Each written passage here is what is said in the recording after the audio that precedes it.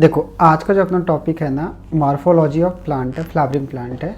तो इस टॉपिक में हमें करना कैसे है, हमें बेसिकली एनसीईआरटी करना है, क्योंकि अगर हम ओल्ड बुक को देखें तो उसमें बहुत सारे अलग अलग टॉपिक भी हैं। तो ये चैप्टर बहुत ज़्यादा इंपॉर्टेंट है और ये हल्का सा रिलेट होगा प्लांट किंगडम से बस, बट ज़्यादा भी रिलेट नहीं होता है। तो अभी हम लोग सब सेक्शन वाइज, एनसीईआरटी के सेक्शन वाइज हम लोग करते जाएंगे। तो सबसे पहले देखो यहाँ पे हम क्या देखते हैं, मॉर्फोलॉजी ऑफ फ्लावरिंग प्लांट। तो इसमें बेसिकली हमें करना क्या है ना, कि हमें पता होना चाहिए कि प्लांट के बारे में क्या क्या, जैसे देखो ये एक नॉर्मल प्लांट है एनसीईआरटी में बनाया हुआ, तो उसमें यहाँ पे ये अगर सॉइल सरफेस है तो उसके जो भी नीचे है ये रूट सिस्टम होता है और जो भी इसके ऊपर है वो शूट सिस्टम होता है। देखो जैसे रूट में क्या होता है ना, जैसे ये रूट बना हुआ है, ये प्राइमरी रूट है क्योंकि ये मेन रूट है और इससे बगल बगल में ऐसे रूट निकल रहे हैं, तो ये सेकेंडरी रूट है। अब देखो ये रूट सिस्टम मैंने एक्सप्लेन कर दिया। अब अगर मैं ऊपर देखूं तो ये पूरा का पूरा शूट सिस्टम है। तो शूट सिस्टम, तो सबसे ऊपर जो होता है वो शूट एपेकल मेरिस्टेम होता है, जिससे कि पूरा शूट का फॉर्मेशन होता है। सिमिलरली यहाँ पे रूट एपेकल मेरिस्टेम होता है, जिससे कि पूरे रूट का फॉर्मेशन होता है। अब देखो शूट सिस्टम में मेनली कंस्टिट्यूट किससे किससे करता है, ये स्टेम है। और स्टेम का एक करेक्टरिस्टिक फीचर क्या होता है, नोड होते हैं उसमें, ऐसे ऐसे नोड होते हैं और हर एक नोड पे यहाँ पे जैसे ये कुछ भी फ्लावरिंग बर्ड हो या फिर कोई भी ऐसे कोई भी लीफ या फ्लावर, ये बर्ड पे बियर, यहाँ पे नोड पे बियर होते हैं। दो नोड के बीच का जो डिस्टेंस होता है वो इंटर नोड होता है। अब हमें यहाँ पे ध्यान क्या रखना है ना, कि हमेशा ध्यान रखना internode is only feature of node and internode is feature of stem not root. तो शूट सिस्टम के ये फीचर्स हैं। तो अगर तुम्हें यहाँ तक समझ में आ गया तो आगे हम लोग देखते हैं रूट के बारे में। रूट क्या होता है, रूट के बारे में कुछ कुछ ना बेसिक टर्म्स दिए हुए हैं, ये सब पता होगा अपने को, बहुत इजी है। एक जियोट्रॉपिक पॉजिटिव होता है, इसका मतलब ये है, देखो ट्रॉपिक और एक टैक्सिक मूवमेंट होता है ना। तो ट्रॉपिक में क्या होता है, जियोट्रॉपिक का मतलब ये होता है कि रूट हमेशा ना अर्थ की तरफ ग्रो करना चाहता है, जहाँ सॉइल होता है ना उस साइड ग्रो करना चाहता है। ये हाइड्रोट्रॉपिक होता है, जहाँ वाटर कंटेंट ज़्यादा होना उस साइड ज़्यादा ये ग्रो करना चाहता है। और ये फोटोट्रॉपिक निगेटिव होता है, मतलब लाइट से ये दूर जाता है। ठीक है, तो ये बहुत ईजी है। जैसे हमने देखा होगा ना कि जैसे एक 10th क्लास में भी एक्सपेरिमेंट था कि यहाँ सन है तो शूट ऐसे ग्रो करता था, बट रूट इसके अपोजिट जाता था, डार्कनेस की तरफ जाता था। क्यों? क्योंकि ये फोटोट्रॉपिक निगेटिव है। अब एनसीईआरटी में अपने पास ना 3 टाइप्स ऑफ रूट दिए हुए हैं, टैप रूट, एडवेंटिशियस रूट और फाइब्रस रूट। तो टैप रूट, देखो टैप रूट, उससे पहले हमें ना मोनोकॉट और डाइकॉट के बारे में पता होना चाहिए। यूजुअली क्या होता है ना, एंजियोस्पर्म जो है ना उसको 2 पार्ट में डिवाइड किया गया है, मोनोकॉट और डाइकॉट। उसके सीड्स की बेसिस पे, सीड्स में कॉटिलिडन कितने हैं, मोनोकॉट्स में क्या होता है सिंगल कॉटिलिडन होते हैं और डाइकॉट्स में क्या होता है डबल कॉटिलिडन होता है। तो जो मोनोकॉट होते हैं उसके कुछ फीचर्स अलग होते हैं, जो डाइकॉट्स होते हैं उसके कुछ फीचर्स अलग होते हैं। जैसे टैप रूट में क्या होता है, ये बेसिकली एक डाइकॉट प्लांट का फीचर है। तो मैंने ना यहाँ पे एक दे भी रखा है एंजियोस्पर्म को, देखो ध्यान से, यहाँ पे मोनोकॉट और डाइकॉट में डिवाइडेड है। मोनोकॉट में क्या होता है 1 कैटिलिडॉन, यहाँ 1 कैटिलिडॉन बना हुआ है। जितने भी मोनोकॉट होते हैं ना इन जनरल, उसमें उसके लीफ के वेनेसन देखोगे ना तो उसके लीफ में ऐसे पैरेलल वेनेसन होता है। जैसे कोई भी ग्रास को देख लो उसमें कैसे होता है, पैरेलली होते हैं वेनेसन। तो मोनोकॉट के पैरेलल वेनेसन होते हैं। और हमेशा ध्यान रखना उसके ना मोनोकॉट में इन जनरल फाइब्रस रूट होता है, ऐसे एक ही पॉइंट होता है और उसी से बहुत सारे ऐसे रूट निकले रहते हैं। अगर मैं डाइकॉट सीड की बात करूं तो उसमें क्या होता है 2 कॉटिलिडन होते हैं और लीफ का वेनेसन रेटिकुलर वेनेसन होता है। जैसे कि हमने देखा भी होगा, जैसे पीपल का पत्ता है या फिर किसी भी डाइकॉट का, उसमें ऐसे एक मेन मिड रिब होता है, फिर उससे साइड ऐसे निकले रहते हैं, फिर इसके बहुत छोटे छोटे चैनल्स होते हैं। तो लीफ में रेटिकुलर वेनेसन और रूट में टैप रूट। तो एंजियोस्पर्म का यहाँ पे याद हो गया अपने को, मोनोकॉट और डाइकॉट दोनों के फीचर्स याद हो गए। अब हम आते हैं रूट पे। जैसे टैप रूट पहले हम डिस्कस करते हैं। टैप रूट क्या होता है, डाइकॉट प्लांट में होता है। तो बेसिकली देखो डाइकॉट प्लांट में क्या हुआ, 2 कॉटिलेडन है, ये सीड है, सीड से ना 2 रेडिकल्स डेवलप होते हैं। रेडिकल्स जब जर्मिनेट करता है सीड ना तो उससे 2 रेडिकल्स डेवलप होते हैं। एक ऊपर की तरफ जाता है जिसको प्लूम्यूल बोलते हैं और इसको सूट बोलते हैं, और एक नीचे की तरफ आता है जिसको रेडिकल बोलते हैं, जो फर्दर जाके रूट का फॉर्मेशन करता है। ध्यान से समझ में आ गया यहाँ तक। कॉटिलेडन है, 2 कॉटिलेडन है यहाँ पे सीड्स में, एक इसके एक्सिस ऊपर आया प्लूम्यूल जो सूट में डेवलप होगा फर्दर, और एक नीचे की तरफ है जो रेडिकल जो फर्दर रूट में डेवलप होगा। यहाँ तक क्लियर है बिल्कुल। तो अभी हम प्लूम्यूल को ना डिस्कस नहीं कर रहे क्योंकि उसको हमें स्टेम में डिस्कस करना है, अभी हम रेडिकल को डिस्कस कर रहे हैं, ठीक है। जो टैप रूट है ना बेसिकली क्या होता है, ये रेडिकल का डायरेक्ट एक्सटेंशन है, और रेडिकल यहाँ से नीचे ग्रो किया, और जो रेडिकल नीचे डायरेक्टली ग्रो किया ना ये बनाया प्राइमरी रूट, और इससे जो वो सेकेंडरी ऐसे साइड साइड में निकल रहे हैं ना ये बने सेकेंडरी रूट, फिर सेकेंडरी से जो निकल रहे हैं ना रूट वो टर्सरी रूट। आई थिंक यहाँ तक बिल्कुल क्लियर है। अगला एडवेंटिशियस होता है, इसको हम लोग डिस्कस करेंगे। उससे पहले हम लोग क्या करते हैं, फाइब्रस रूट को डिस्कस करते हैं। तो फाइब्रस रूट में क्या होता है ना, मोनोकॉट, जस्ट मैंने बताया था कि जो एंजियोस्पर्म होता है उसके मोनोकॉट्स में फाइब्रस रूट होते हैं। फाइब्रस रूट का मतलब क्या होता है ना कि एक पॉइंट है और एक पॉइंट से बहुत सारे फाइबर्स निकल रहे हैं। जैसे कि यहाँ पे देखो ये एक मोनोकॉट प्लांट है, तो इसका वेनेशन कैसा होगा बताओ, पैरेलल वेनेशन होगा। और यहाँ पे देखो ये डॉट है, मतलब यहाँ पे स्टेम है, और यहाँ से ऐसे एक ही साथ बहुत सारे ऐसे निकले हुए हैं, ये फाइब्रस रूट है। यहाँ तक क्लियर है। उसके अलावा एडवेंटिशियस रूट, ऐसे रूट जो ना तो फाइब्रस हो ना टैप रूट हो, एडवेंटिशियस रूट हो। तो इसमें ना कुछ जैसे यहाँ पे रेडिकल्स के अलावा जो भी रूट निकल रहे हैं ना, क्योंकि रेडिकल्स या तो टैप रूट बन सकता है या फाइब्रस रूट बन सकता है। अगर रेडिकल के अलावा और कहीं से रूट निकल रहे हैं ना तो उसको हम लोग बोलते हैं एडवेंटिशियस रूट। इसके बहुत फेमस एग्जांपल है जैसे बैनियन ट्री। बैनियन ट्री में क्या होता है, रूट स्टेम से डेवलप होता है, और जैसे यहाँ पे मैंने एग्जांपल भी दे रखा है, जैसे ये देखो ये बैनियन ट्री है और नीचे की तरफ यहाँ पे टैप रूट है, उसके अलावा यहाँ पे ये एडवेंटिशियस रूट है क्योंकि ये स्टेम से नीचे सपोर्ट के लिए बेसिकली है। उसके अलावा ग्रासेस में भी, बहुत सारे ग्रासेस में तुमने देखा होगा कि ऐसे फाइब्रस रूट यहाँ से है। उसके अलावा जो नोड है, ध्यान से सुनना, यहाँ पे नोड और इंटर नोड, इसके बीच के गैप जो है इंटर नोड, अगर ये नोड से रूट का ओरिजिन हो रहा है तो ऑब्वियस सी बात है कि ये रेडिकल नहीं है, क्योंकि रेडिकल में नोड्स इंटर नोड नहीं हो सकते, है ना, क्योंकि नोड्स इंटर नोड फीचर किसके, स्टेम के फीचर है। तो इस केस में यहाँ पे स्टेम से ऐसे जनरेट कर रहा है, तो ये एडवेंटिशियस रूट हो गया। तो देखो अपने एनसीईआरटी में ना एडवेंटिशियस रूट के 3 एग्जांपल दिए हैं, बैनियन ट्री, ग्रास और मोनेस्ट्रा। मोनेस्ट्रा भी ऐसे प्लांट है, तो ये तीनों अपने को याद रखना है। यहाँ तक बिल्कुल क्लियर है। तो फिर मैं आगे चलता हूँ। देखो एनसीईआरटी में एग्जाम्पल दिया हुआ है, अगर तुम इसको ध्यान से देखो तो तुम्हें यहाँ पे कुछ कुछ दिखेगा। ये जो है ना ये नोड है ऐसे, और नोड से यहाँ पे रूट ओरिजिन हो रहे हैं, तो ऑब्वियस सी बात है ये एडवेंटिशियस रूट होगा। फाइब्रस रूट के बारे में बताया था मैंने, एक पॉइंट है उससे बहुत सारे ऐसे ऐसे रूट आएंगे, और यहाँ पे ये वाला प्राइमरी रूट है, उसके अलावा यहाँ पे लेटरली यहाँ पे सेकेंडरी रूट निकले हुए हैं, तो ये टैप रूट का एग्जाम्पल है। यहाँ तक तो बहुत ईजी था। अब आगे रीजन्स ऑफ रूट है, इससे बहुत क्वेश्चन पूछे जाते हैं। देखो सबसे पहले क्या होता है ना, कोई भी रूट है ना, तो मैंने भी जस्ट बताया था कि सूट को बनाने के लिए सूट मेरिस्टेम, रूट को बनाने के लिए रूट मेरिस्टेम। तो यहाँ पे क्या होता है कि सबसे पहले यहाँ पे ये वाला रीजन जो है ये रीजन ऑफ मेरिस्टेमेटिक एक्टिविटी है, बट क्योंकि मेरिस्टेमेटिक मतलब डिवीजन यहाँ पे बहुत ज़्यादा हो रहा है, तो इस केस में क्योंकि डिवाइडिंग सेल है तो उसके प्रोटेक्शन के फीचर्स नहीं होंगे, तो इसको प्रोटेक्ट करने के लिए इसके ऊपर रूट कैप होता है।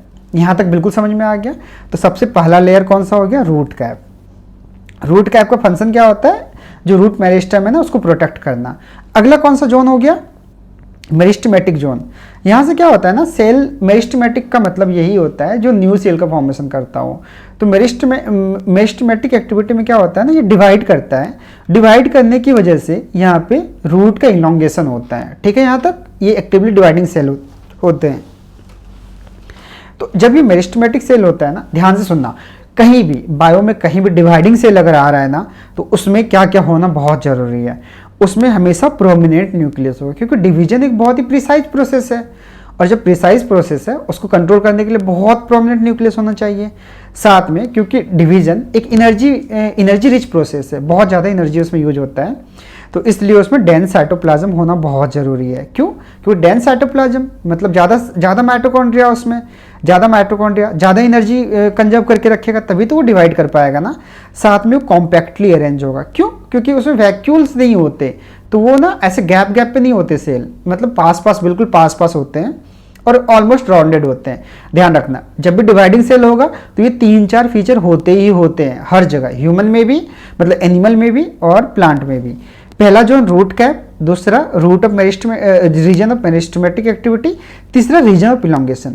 ध्यान से सुनना, ये मेरिस्टेम जो है ना डिवाइड किया, डिवाइड करने के बाद सेल ये ऐड करते जाएगा, जब ये सेल ऐड करता जाएगा तो यहाँ पे ये रीजन ऑफ इलोंगेशन, क्योंकि इस रीजन में इलोंगेशन होता जा रहा है। जब ये रीजन ऑफ इलोंगेशन जब और ज़्यादा डिफ्रेंशिएट हो जाएगा, मतलब कोई भी सेल डिफ्रेंशिएट जब होता है, इसका मतलब ये होता है कि वो सेल, पहले देखो डिवाइडिंग सेल था, डिवाइडिंग सेल से वो फंक्शनल सेल, मतलब कुछ स्पेशलाइज सेल हो जाता है, मतलब स्पेशलाइजेशन हो जाता है उस सेल में। तो उसके डिफ्रेंशिएट होने के बाद वो बनता है रीजन ऑफ मैच्यूरेशन।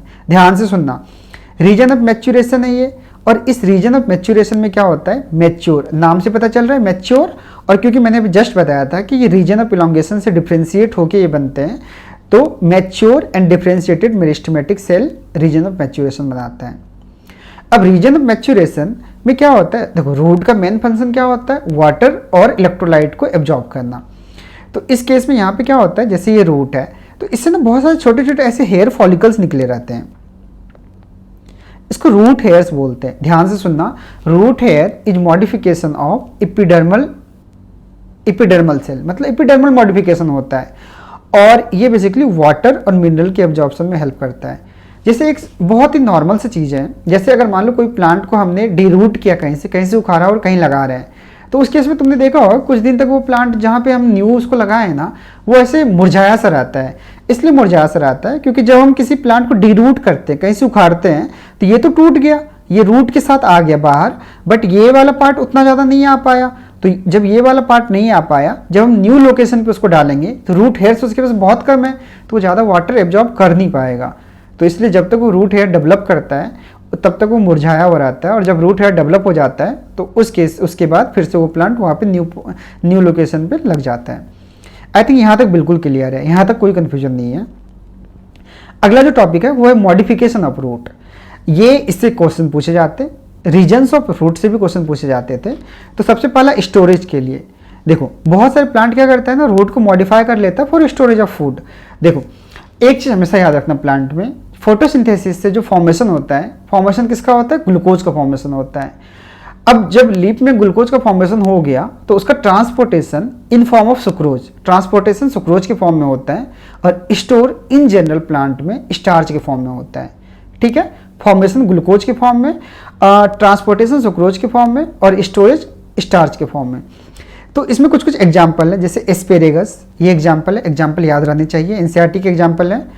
और ये टर्निप, कैरेट और स्वीट पोटैटो। ध्यान देना, sweet potato is modification of root but potato is modification of stem. तो स्टेम मॉडिफिकेशन ऑफ पोटैटो को हम डिस्कस करेंगे। अगला हम रेस्पिरेशन के लिए देखते हैं। देखो ये सबसे ज़्यादा इंपॉर्टेंट है। जैसे कोई मार्सी एरिया है जहाँ पे कि बहुत ज़्यादा दलदल है, ये स्वैम्पी एरिया जिसको हेलोफाइट्स भी बोलते हैं, ऐसे प्लांट्स जो ऐसे एरिया में, जैसे मार्सी एरिया में अगर होते हैं, जैसे मैनग्रोव एरिया है, जैसे इंडिया में मैनग्रोव कहाँ पे है बताओ, वे ऑफ बंगाल के जस्ट पास में वो आइलैंड जो भी है ना वहाँ पे है। तो बेसिकली उसमें क्या होता है ना, क्योंकि उसके देखो रूट का एक function oxygen transportation, oxygen exchange भी होता है, बट क्योंकि ये अब मार्सी एरिया में ये वाटर के अंदर, ऐसे दलदल के अंदर, मड के अंदर अगर है ये रूट, तो क्या ये वहाँ पे ऑक्सीजन एक्सचेंज कर पाएगा? बिल्कुल नहीं कर पाएगा, क्योंकि मड में ऑक्सीजन कंटेंट बहुत कम होते हैं, क्योंकि वहाँ पे वाटर होता है। तो उस केस में क्योंकि रूट को ऑक्सीजन तो चाहिए, और प्लांट का हर एक पार्ट अपने ऑक्सीजन का रिक्वायरमेंट खुद कंप्लीट करता है, क्योंकि उसके ब्रीदिंग सिस्टम नहीं होते ह्यूमन की तरह। तो इसलिए क्या होता है ना, रूट क्या करता है, जैसे कि रूट है, ये नॉर्मल रूट है, ये ना ऐसे ऊपर की तरफ चला जाता है, और ये जो दलदल है ना, जो मासी एरिया है ना, इससे ऊपर आ जाता है, और छोटे छोटे इसमें ना ऐसे होल बन जाते हैं। इसको हम लोग, क्योंकि ये होल है तो होल को हम लोग फोर बोलते हैं बायो में, है ना, क्योंकि ये हवा के लिए, एयर एक्सचेंज के लिए, इसलिए इसको बोलते हैं न्यूमेटोफोर्स। ठीक है, यहाँ तक समझ में आ गया।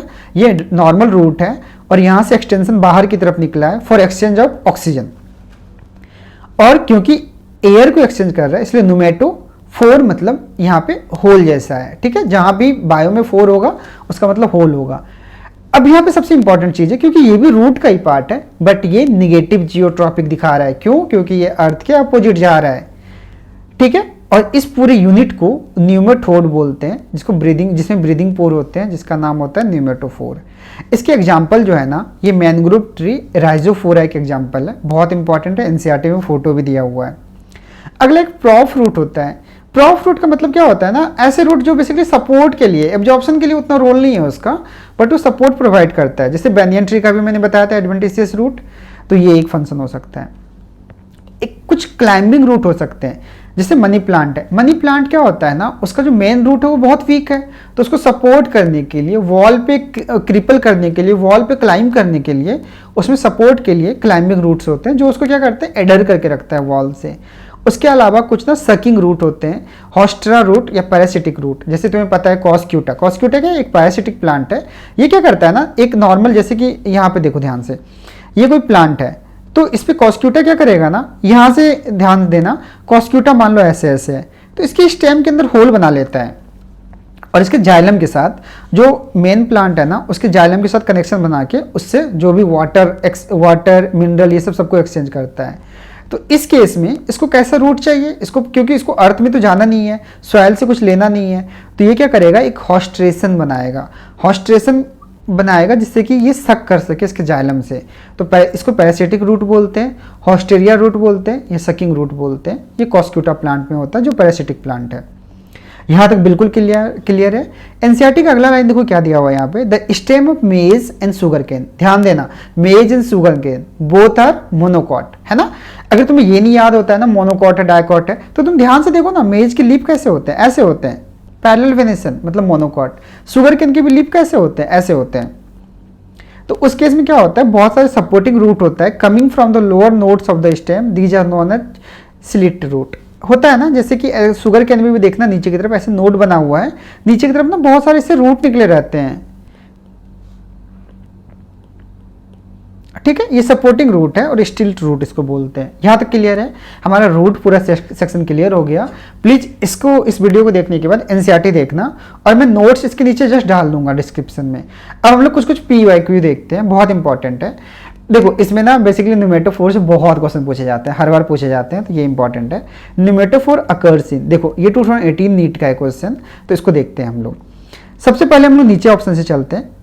कार्निवोरस प्लांट, बिल्कुल भी नहीं। कार्निवोरस प्लांट में न्यूमेटोफोर क्या करेगा, ये तो नहीं हो सकता वहां पे। सबमर्ज हाइड्रोफाइट, ध्यान देना यहाँ पे, अगर ये वाटर है और बिल्कुल सबमर्ज है, सबमर्ज मतलब क्या हो गया कि बिल्कुल नीचे है, यहाँ पे ये वाटर लेवल था और इसके जस्ट नीचे यहाँ पे कोई प्लांट है, तो क्या ये न्यूमेटोफोर इसमें होगा, बिल्कुल नहीं होगा। क्यों नहीं होगा, क्योंकि वाटर है ना, तो इतना बाहर ये आ नहीं पाएगा, तो ये भी नहीं होगा। फ्री फ्लोटिंग हाइड्रोफाइट, अगर फ्री फ्लोटिंग हाइड्रोफाइट, जैसे ये फ्री फ्लोटिंग हाइड्रोफाइट है, हाइड्रोफाइट का मतलब क्या हो, वाटर में वो बेसिकली सर्वाइव कर रहा है, तो फ्री फ्लोटिंग हाइड्रोफाइट है, तो उस केस में तो ये आराम से एक्सचेंज कर पाएगा, तो उसको न्यूमेटोफोर की जरूरत ही नहीं है, तो ये भी ऑप्शन नहीं होगा। तो इसका आंसर हो जाएगा यहाँ से हेलोफाइट्स, ठीक है। यहाँ तक चलो अगला देखते हैं। Plant which produce characteristic pneumatophore and shows viviparous belong to. एक चीज हमेशा ध्यान रखना, ये न्यूमेटोफोर क्या बताया था मैंने अभी जस्ट, न्यूमेटो मतलब एयर, फोर मतलब क्या, होल, जिससे एयर एक्सचेंज कर सके।